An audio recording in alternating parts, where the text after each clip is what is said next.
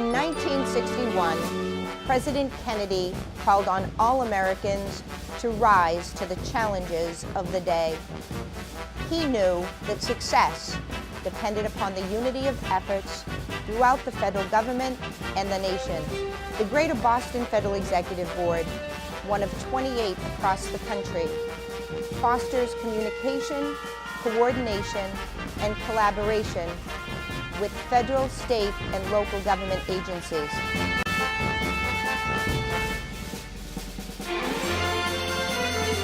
This is your federal government, and I am your host, Diane LeBlanc. Hello everyone. Today we are featuring the Department of Housing and Urban Development, and our focus will be on the agency's role in fair housing and equal opportunity, and on HUD's Office of Lead Hazard Control and Healthy Homes. Our guests are Susan Forward, Regional Director of the Office of Fair Housing and Equal Opportunity, and Marty Nee, who is the region's Healthy Homes representative. Thank you both for being here. Welcome. Thank you. Thank you, Diane. It's great to be here. Excellent. So we'd like to start by giving our viewers just a little bit of background about each of our guests. So Susan, we'll start with you. Okay. I have been working now at HUD for the past 29 years. This is my anniversary this month, so I'm very pleased about that. I have worked in civil rights all of my career, starting many years ago with the state agency, the Massachusetts Commission Against Discrimination, and then moving on to the private nonprofit sector for a period before my new position at HUD. Started in the Boston office, went to headquarters for a number of years, had a great experience there, and came back home. So I'm now finishing my career in the Boston office. My educational background is also home in Boston. I graduated from the University of Massachusetts in Boston and Northeastern with a master's in public administration. There you go. Nice, thank you. Marty, how about you? Well, 19 years at HUD now and working with the Office of Healthy Homes. Prior to that, I ran a nonprofit housing agency, South Boston Neighborhood Development Corporation, doing some managing and developing properties in South Boston area. And I didn't know you were a UMass person. I'm a UMass Boston graduate myself, so yeah. So that's my that's my background. It was a really interesting transition going from the nonprofit world to HUD and seeing from the retail end of the business, if you will, where the programs actually get implemented, to the policy area where HUD, creates the policies for housing programs, and HUD actually sets the guidelines that we have to live within. So it's been an interesting ride at both ends. Really great experience to bring to your role at HUD. Yeah, excellent. So on the show we try to avoid acronyms, but so the Department of Housing and Urban Development, HUD. HUD is one of the agencies that people do know. It's kind of like the IRS. Most people know HUD, the Department of Housing and Urban Development, so we'll hear that a lot today. For some context, again, we're going to have a particular focus, but just in broad terms, what's the agency's mission? Well, I'll take it. Multi-focus. It's to provide decent, safe, and sanitary housing to populations that are in need of housing. There's quite a bit of work we do with seniors and the disabled. We do a lot of work with family housing and families who need assistance in getting into an affordable place to live. But really the agency is much more than that, because it's a community development agency in many respects.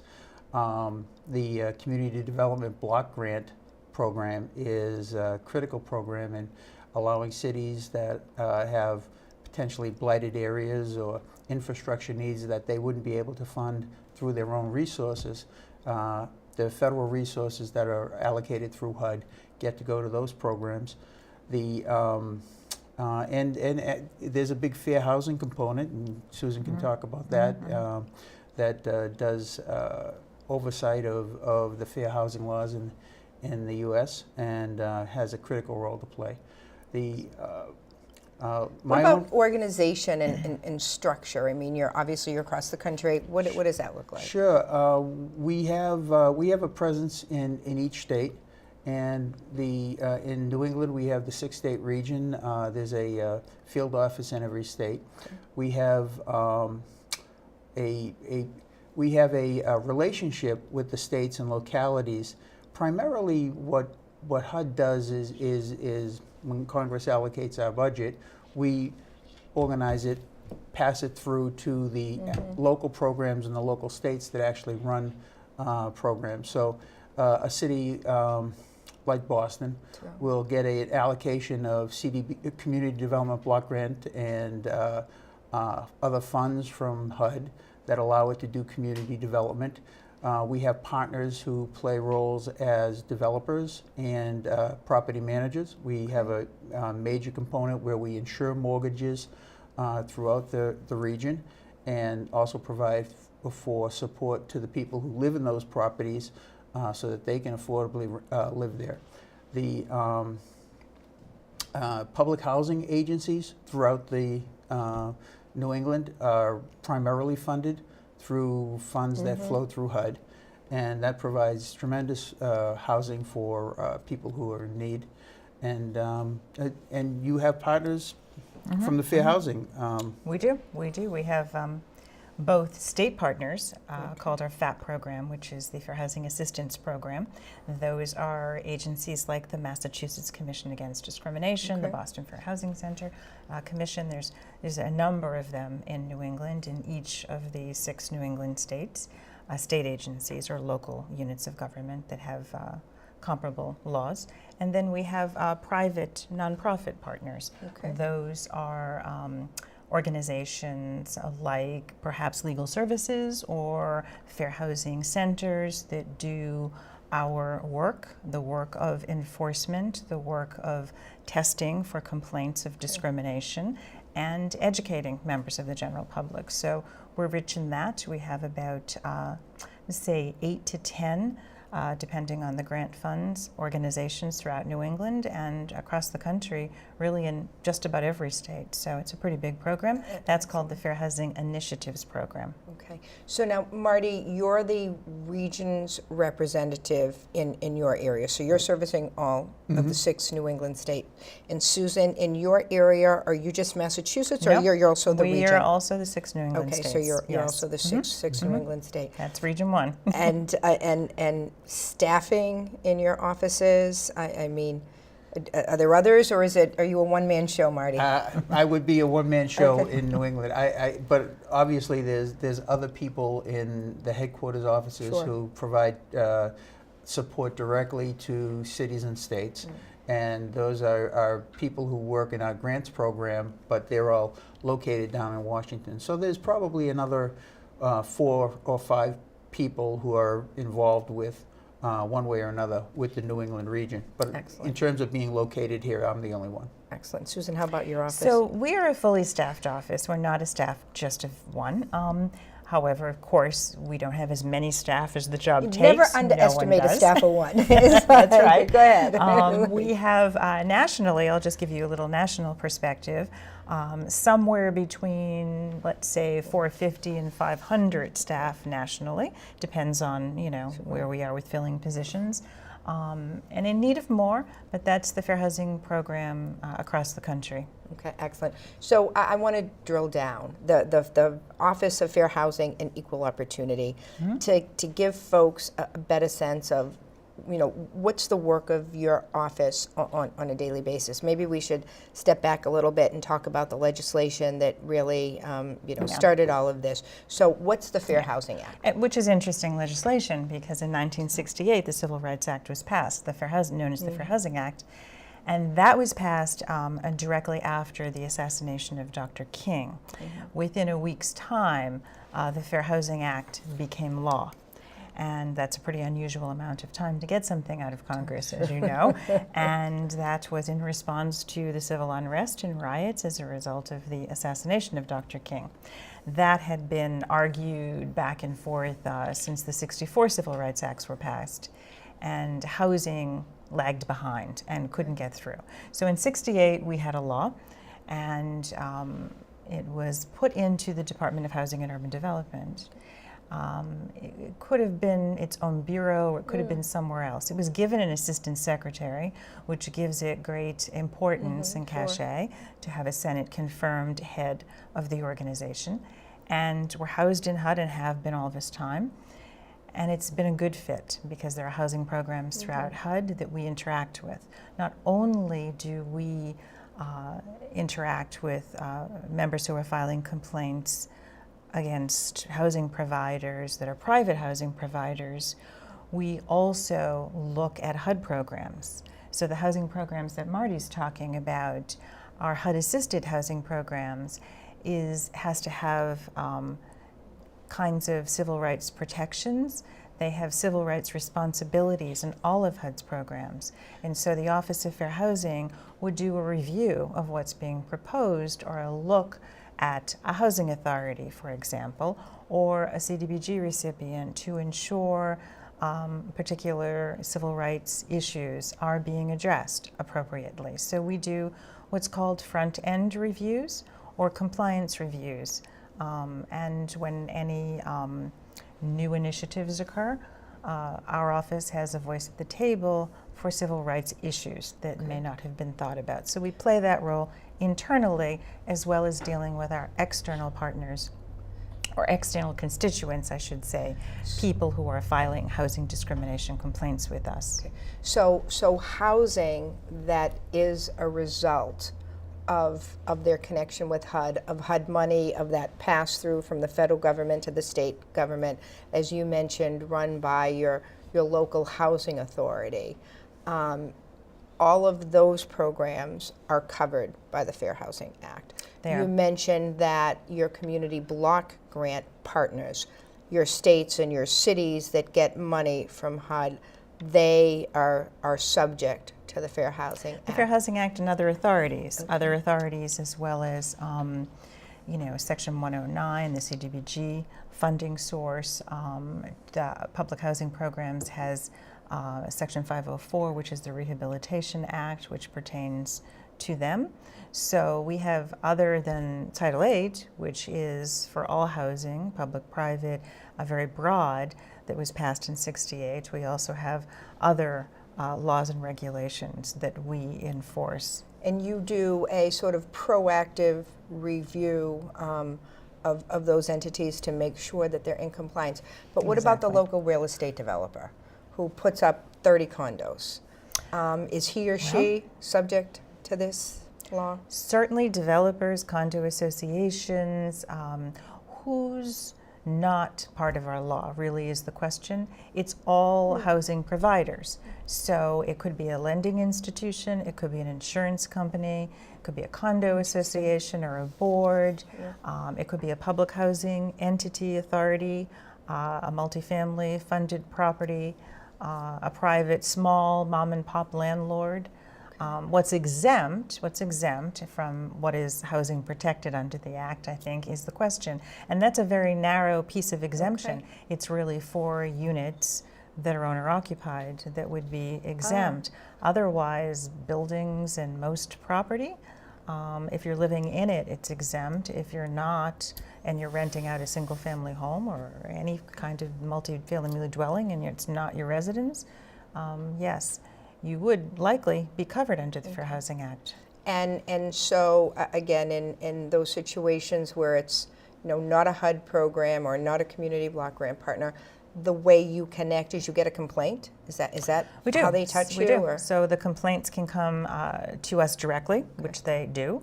Can come through one of our state partners or one of our nonprofit partners. People make their way, believe it or not, into the federal government to file complaints. And we investigate those complaints. We have a fairly expeditious process. Within 100 to 200 days, usually someone has a disposition on their complaint. Okay. What can you give us a sense of the workload? How many complaints does your office process, or does the New England area process? Is there any sort of metric you can share? Yeah, so my office would take only responsibility for the state of New Hampshire or any other systemic or particular matter we would keep. Because we have these partners that I mentioned in the states, the various states that have laws too, we have an arrangement with those agencies to have them have the cases referred to them. So we pay them for the investigation and then review their findings. So we're left with the state of New Hampshire, which does not have such an equivalent agency. So we're required to do that work. And I would say regionally, we're taking in maybe 15 to 2,000 complaints annually from our 6 New England states. Interesting. Now, any sense of how many of them turn out to be true violations of the law? So it's a much smaller proportion than you would imagine. I couldn't give you the exact percentage. Is it 4%? Is it 3? Is it? It's small. It may be, I'm going to say, if I had to guess, around 6% are brought to full determination with a hearing. That's a cause determination and charge. What kinds of things do people file? I mean, what are the most common complaints? So the most common complaints are in the area of disability and in the area of familial status, the second most. And so what I didn't mention is the law was passed in '68, but it was also amended in 1988. And those amendments are very, very important to our law. In 1988, it was amended to include 2 areas of jurisdiction, disability and familial status. And disability is mental as well as physical.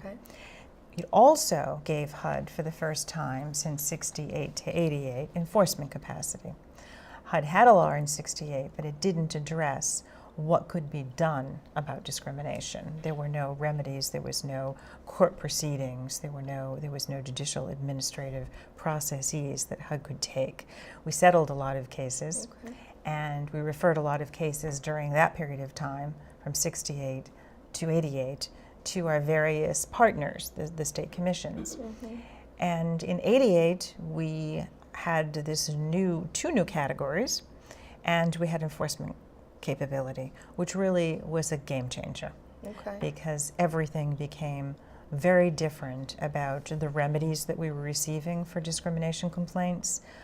We made some great case law over these past 20 years of the '88 amendments, and it gave us a lot more to work with. Familial status and disability discrimination became very front and center over these past 20 years. It's where we see most discrimination. What do you mean by familial status? So anyone who has a family. Say that fast 3 times. I know, familial status 3 times. Anyone who has a family, so anyone who has children and is denied housing or is given different housing or has been steered away from housing in particular areas. Now, you can't really imagine how that would be so, but it fits in a couple of ways, and in one way which involves Marty's office quite specifically, which is that a lot of properties, particularly in New England, have lead paint, and children under the age of 6 cannot be exposed to lead paint. And landlords, housing providers, real estate brokers, whomever is doing the renting up, didn't really know that, and would say to families, we can't have you here, we have to put you over there, we don't have anything right now, it has lead paint, you can't have this unit. And the fact of the matter is, this is an equal housing, an equal open housing law. And if you have children, you may have access to housing, and the burden falls on the landowner to remediate the lead paint, and make it safe for children under the age of 6 to live there. So that's affected this area quite a bit because of our housing stock, and so a lot of our cases are familial status, and they do involve lead paint. Other ways familial status might play out is in floors that are higher up with balconies, or wanting children on the ground floor because it's less noisy if they have access to the outdoors and they're not above anybody. So there's a lot of housing providers that prefer to choose for the tenant where they what they should have and what units are available. And if there's nothing else available besides the upper floors, then they're denied the opportunity to have any housing at all, never mind the housing of their choice. So you've been there a while with the agency. What are the most significant changes you've seen? Good question. Better enforcement. I feel that over the past 20 years since the amendments, because we've had a lot of cases go to court and through the administrative hearing process, that we're getting cases and refining cases in a way in which there are far more significant damages and penalties for violating the law. And I think I could also say maybe less often are we having to bring cases. I have seen the change that housing discrimination has become less outright, less obvious denials, less people being told you wouldn't be comfortable here. You speak another language, maybe you'd want to live in the new immigrant community. Right. When I first started doing this work, we did some testing, and the testing would show agents, housing providers, would say to people, you might feel more comfortable over here, or this is an all-white neighborhood. You know, you'd feel comfortable here, saying that to the white tester. We don't see that so much.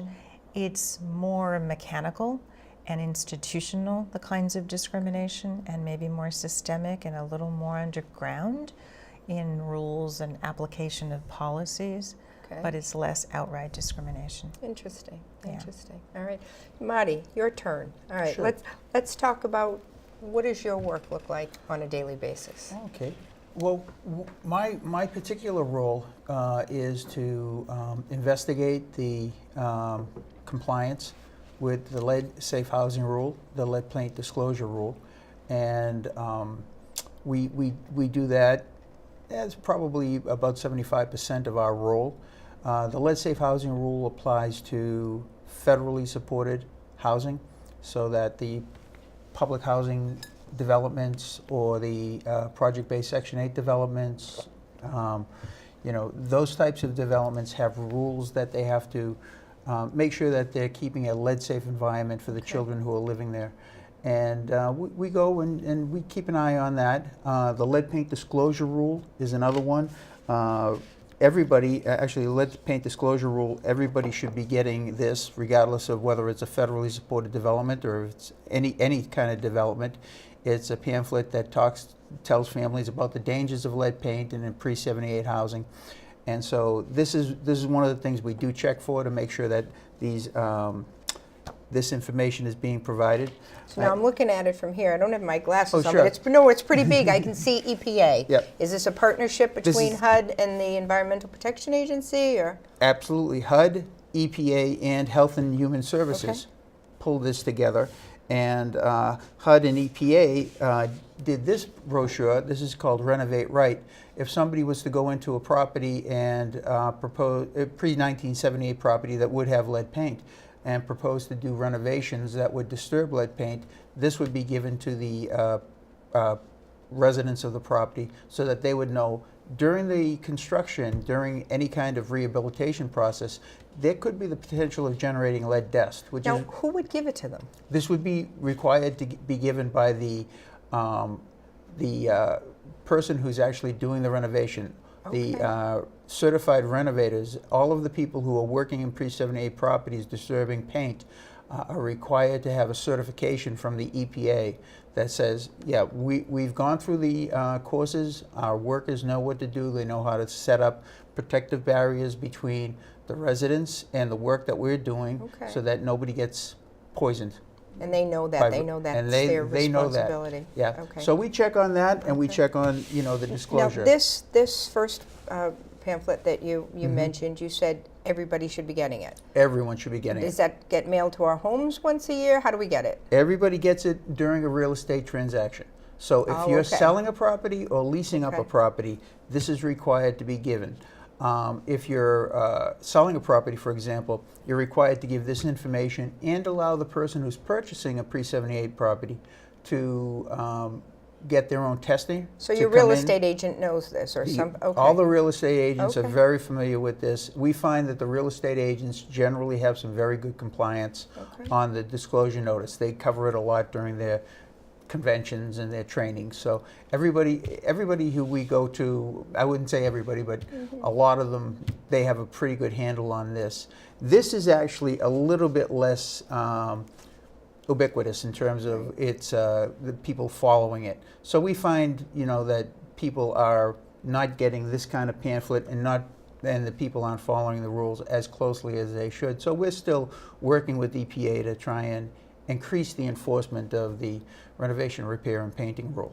I mean, I kind of feel like I haven't heard as much about lead paint in a long time. Sure. So what's really the sort of the broader status of the situation? Well, it's interesting. For the longest time, lead was taken out of many of the environmental contaminants, like lead gas. Right. It was gone in the early 70s, and lead was taken out of paint in 78. And so there were lead and solder was further controlled in the 80s. So a lot of the things that could be potential hazards to children or just any resident really, they were removed from the environment. But what happened and what we saw was a really steep decline in the number of children who were testing with elevated blood lead levels. Now, what happened though, at the same time, the health providers, the public health people, were saying, you know, we were not quite sure that we have the right standard in terms of, you know, when lead represents a danger to children. And they've recently lowered what they consider the acceptable level of lead in a child's blood. Originally it was set at 20, but then it was down to 10, and now in 2012 it was set down to 5 again. So when you increase the cohort of people who are testing Sure. that greatly, you know, you've got a lot more cases to follow up on, but we're doing a good job moving the needle in the right direction. But because they did change the level that was a concern for the health folks, we ended up with quite a bit more work to do. So is your job going out and following up on complaints? Is your job going out and sort of educating? Yeah. Is it? Yeah. What do you do on a daily basis? You know, there's been a lot of training because we just lowered the standard. You know, we're getting out there to talk to public housing authorities and to Section 8 owners and to community development agencies about what it is you need to do to comply with the lead regulations now. And we made a major change to the lead safe housing rules response to an elevated blood lead level child. So if we do come up, unfortunately, it still happens. It doesn't happen a lot in federal housing, but it still does happen. So we've really tightened up the response in terms of time and in terms of who needs to do what within the time frames, and you need to have a certified clearance tester at the end of the process where you inspect, remediate the hazards, and then somebody has to come in who's an independent voice and say, this property now is lead safe, and the people can live there. So, you know, we're doing a lot of training on that. Compliance reviews, it's interesting. We're looking at the state agencies do the monitoring of blood lead levels for children. So we'll follow where the hot spots are, if you will, and we'll say, okay, let's make sure that any of the federally supported housing in a particular place, I won't name any place, but you know, they have the top 10 list that the state issues, and then we'll say, okay, well, what's the coincidence of that with HUD housing or any federally supported housing, and let's go out there, and so we'll target, you know, we obviously, myself, I can't get to every housing development in New England, but we will specifically target the ones that are in those locations with the elevated blood lead level children. So if somebody's watching this and they're wondering, you know what, this house hasn't been painted in years, and is this lead paint, is it not lead paint? Is there an easy test that somebody can do at home? Well, Yeah, we don't consider it definitive, but yes, you can go to the Home Depots or the Lowe's or any hardware store and get the lead check swabs. They're Okay. approved by the EPA to, if you use them according to the directions, they will give you a very good indication of whether or not the paint that, if you're thinking about, scraping Sure. some interior piece of woodwork, and you're saying, well, maybe that might be lead paint, check it first. If Right. you're a homeowner, absolutely, and particularly if you have children in the house, because you course. don't want to create lead dust. You don't want to create the paint chip issue. Right. So it's one of those. It's one of those areas where if you leave paint intact, you're painting over it for many years. It's not a friction surface or an impact surface. It probably stays there. It'll never harm anyone. Yeah. But if Kind you of like start, asbestos. if you start working on it, Yeah. then you Yeah. create the hazard that can potentially endanger the children. And I think a lot of people still have misconceptions Sure. about that. That it only children who, go and gnaw on windowsills or right. eat paint chips, they're the ones who are poisoned. Actually, the pathway to poisoning is mostly the lead dust that's created during friction things, or and that behavior of kids on the floor, where a lot of hand-to-mouth behavior, and that's how it happens. So if you are a renter, if you don't own your own home, and again, you're watching this, and you go and you do that test. Now, if it is a situation where it's just been paint on top of paint on top of paint, that test will still probably show something. The instructions on the test is that you go through a couple of layers of paint in a Okay. discrete area, and then you test the paint so that it gets down several layers. Sure. So that, So there's a renter that finds this, and they go to their landlord, and they say, "Look, I did this," and what's the landlord's responsibility? well, the landlord is responsible for creating a safe environment. If it's a federally supported property, But if it's not, if it's just a regular property, then it would depend upon the state law. For example, in Massachusetts, all properties that are housing families with young children are required to abate lead hazards. So that property would be required to have a test, either an inspection or a risk assessment, and then they would have to abate the hazards. That's in Massachusetts. Rhode Island too has the same kind of standard. Connecticut's slightly different standard, but it would fall under the state public health agencies to monitor that for the general public. interesting. And if there are children in the property and they were, housed there and it was going to impact them, they would have to do it. I mean, they can't ask the family to leave, because that would be a violation of the Federal Fair Housing Act. Okay. So, obviously, lead paint, that's a hazard. Are there any other hazards that your office follows up on? We do assist the other programs in our agency and within HUD with technical support on issues like mold, pest infestations, those types of things that do impact resident health. Our agency, my office, just to step back a second, my office has 3 components. We do the enforcement of the lead rules. We run a grant program that provides resources to states and local entitlement communities that get direct allocations from HUD, from my office, to do specifically lead hazard control. And then we also run, the third component is a research organization where we fund quite a bit of the cutting edge research on what's the relationship between indoor air, resident health, other environmental factors in resident health. So there's been a robust research program that we've run since 1999 about other things than lead in terms of impacting resident health, and we're able to provide some technical assistance to those programs. We don't have a regulatory structure in the same manner that we have with lead, but we do have a technical support role for mold and for things like that along those lines. So how does a parent sort of apply for this assistance or this help? Or?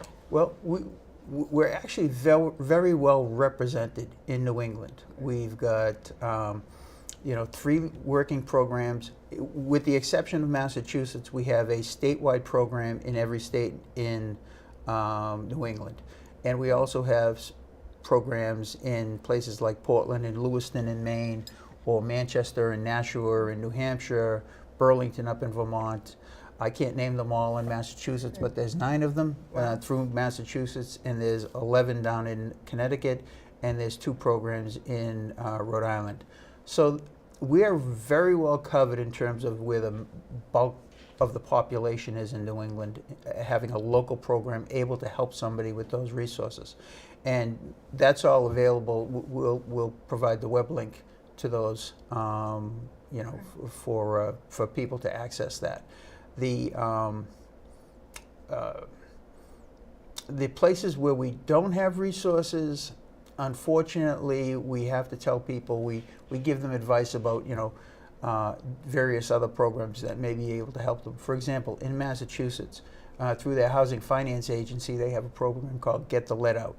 It's not a grant program in the same way that the federal program provides grants. This one is more of a low interest loan program that has a deferred payment component to it, so that the state actually can provide some resources. So in terms of somebody who's looking to get some information, I mean, the HUD website's pretty easy. The basic website is just HUD.gov. Right.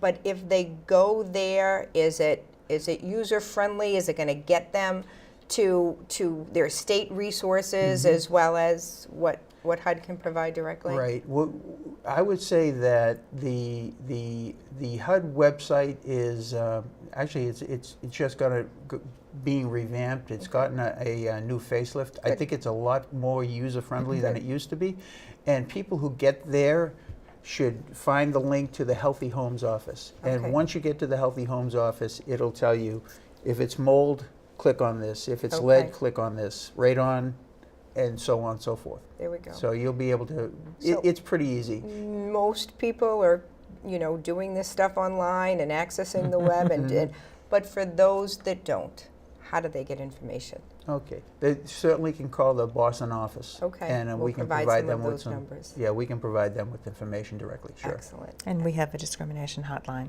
So, Susan, if somebody wants more information on fair housing and equal opportunity, same advice, go to the basic website, HUD.gov, but then click on Office of Fair Housing? Office of Fair Housing, exactly, and we have a hotline for anyone who wants to file a complaint. Okay. We've covered an awful lot of ground. What haven't we talked about that you really, you want our viewers to know?